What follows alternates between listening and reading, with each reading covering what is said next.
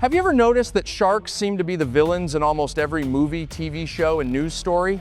For decades, we've been surrounded by scary headlines, dramatic documentaries, and Hollywood blockbusters that paint sharks as ruthless man-eaters. A lot of that fear can be traced back to the middle of the last century, when stories of shark attacks began making headlines. Then came Steven Spielberg's Jaws in the mid-70s, and suddenly, sharks weren't just fish anymore, they became monsters. Since then, countless movies and TV shows have reinforced that image, even though it doesn't reflect reality. In fact, studies have shown that more than half of shark-related media portrays these animals inaccurately. The truth is, sharks are far more complex and far less dangerous than most people think.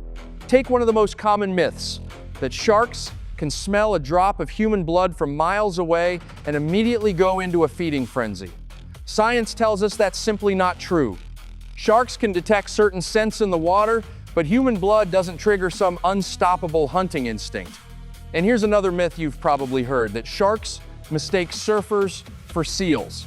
Research has shown that healthy sharks are actually very good at identifying what they're looking at. They can tell the difference between a surfer, a seal, and even a diver's fins. The good news? Every one of us can help change the story. Whenever you see false information about sharks online, in magazines, or in the media, speak up. Leave a comment, contact the publisher, or share accurate information.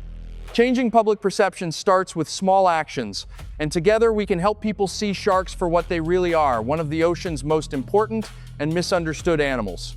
Thanks for watching, and make sure you take a look at some of our videos featuring our very own Who Dares Fins divers hanging out with sharks around the world.